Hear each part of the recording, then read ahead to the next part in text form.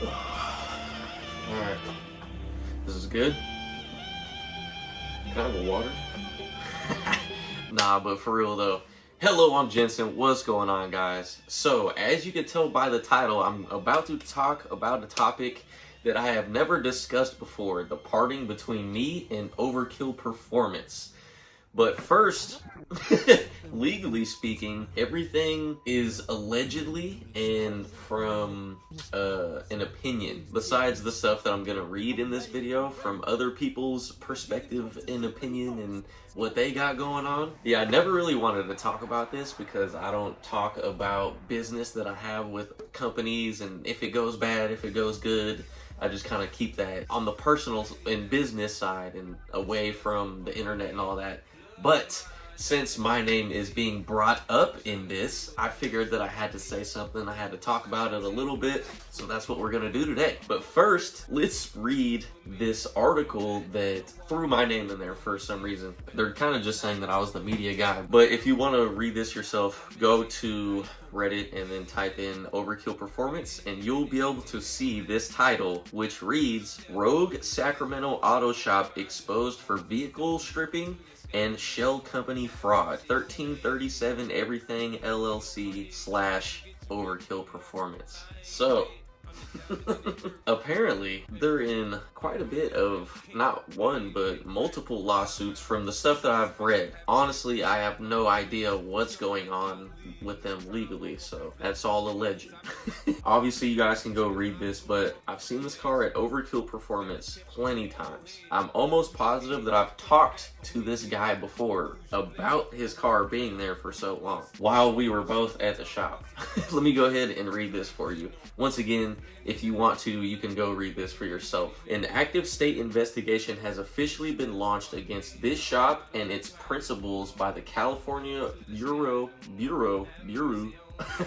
of Automotive Repair. Beware of this shop and its operators. In January 2020, I tragically lost my brother. To honor his memory, I took over payments of its dream car, a rare Mitsubishi Lancer Evo Final Edition. I brought this vehicle to Josh and Kevin at Overkill Performance to fix a blown motor. I handed them $3,000 on a debit card and $8,000 in cash of my hard-earned family savings so they could order specialized performance parts to bring my late brother's car back to life. That already starts off like, bro's bringing you his car that has hella sentimental value. He's trying to get it back on the road for his brother that passed away. Rest in peace, by the way. Already starting off not good.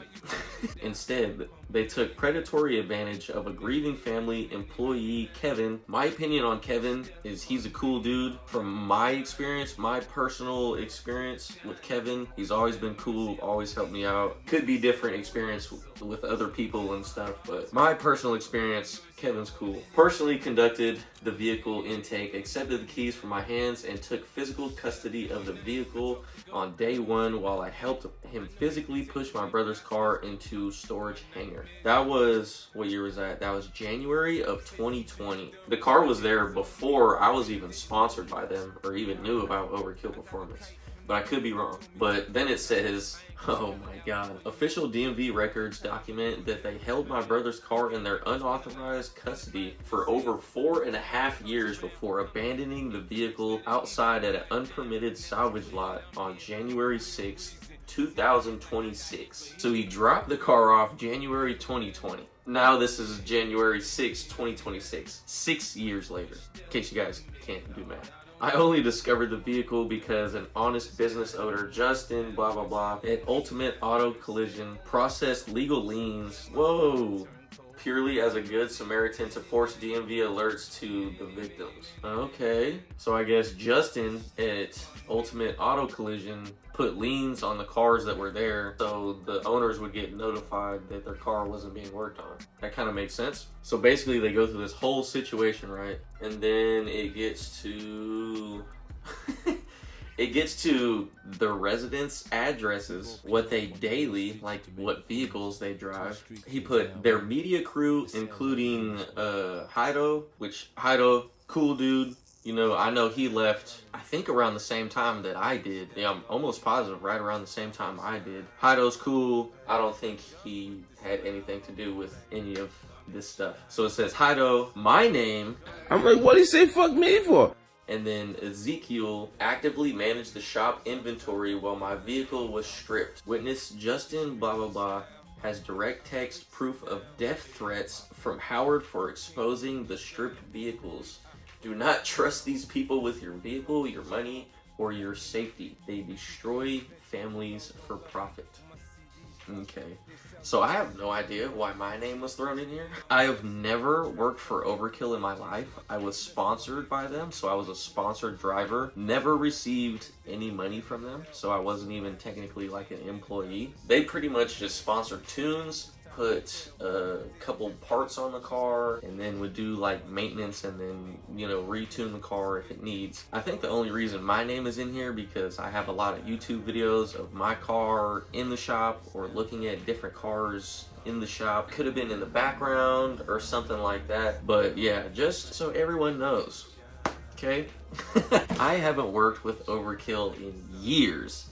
As you can see, I'm an underground tuning guy and have been for at least 2-3 years now. Don't know why I'm getting put into the mix with this Overkill thing, but after that story has been said, let me share a little bit of my story with Overkill Performance. I mean, for the most part, I'm gonna say 90% of the sponsorship was solid. It was cool for the time being. Like I said, I never received payment. Not that I was supposed to receive payment or anything like that. We never agreed upon any of that for the sponsorship. But yeah, for the most part, it was all right. One situation, when I did the this versus that race, put a lot of new parts on this car, and I paid, I don't even want to say specifics really, but paid a few $1,000, right? We put that red ported blower on, ported snout, smaller pulley. We did some things, and I spent thousands of dollars thinking that that was now my setup. And then after the race, all my other stuff was swapped back, and then all the fancy ported stuff was taken off, and then I never got my money back for all the fancy stuff. I'm saying this all allegedly, and you know, because I don't want no issues. I don't want to get sued for any type of reason, defamation, or none of that. Yeah, never got my bread back for that. Wasn't really tripping, whatever. I mean, obviously that's a lot of money and I would like it back, but it's whatever, you know? So that's just one situation. I mean, the Drift Fox was a whole nother situation. Car never ran right. They never gave that car attention like it should have. Kind of started to make me look bad because every time I would go to events, it would overheat. And I'm spending money on tires, transport, all this stuff to get the car there. Noted that I didn't spend any money on the car. Overkill bought Drift Fox, and then I was just the sponsored driver for that vehicle. And then there's obviously times where, like, when we're trying to figure out the systems and the computers and shit for when I manual swap the car. So we went from City Performance out here in Concord, towed it all the way up to Overkill Performance in Sacramento. Car sat there for probably 4 months. They swore they knew what they were doing, didn't know what they were doing, so that's how I met ECU Dynamics. He came out, saved the car. Basically, while that car was there for 4 months, I got charged with random ass stuff. I got charged for different types of tunings that didn't even make sense, trying to program stuff that wasn't even programmed, and I definitely feel people's pain and where they're coming from in this situation right here. And then after I saw this, going through all the comments, and then someone says something about their Google reviews. I'm like, oh shit, I've never checked. I go to Google, go to their Google reviews. Oh my God. There are so many people with these same issues saying like, yeah, they took this deposit, blah, blah, blah, woo, woo, woo, like this happened, that happened. 0 stars, never go here, please avoid, like all this shit. So yeah, apparently this is not just like a one-off scenario, allegedly, like I said again. I don't know what's going on, but yeah, if you guys want to check it out, go to the Reddit that, I don't even know what that dude's name is, the owner of the Evo. Go check out the Google reviews, make your own opinion, drop it down below. But yeah, The main reason why Overkill Performance and I split was because I got in contact with Underground Tuning. They wanted to sponsor me for the year to do, you know, like a trial. Overkill Performance, they weren't even, I mean, labor. I guess they were paying for labor, but they weren't even doing anything. So I guess the reason I split with Overkill Tuning was I was paying for everything pretty much. The only thing that I was getting sponsored was like a storage fee.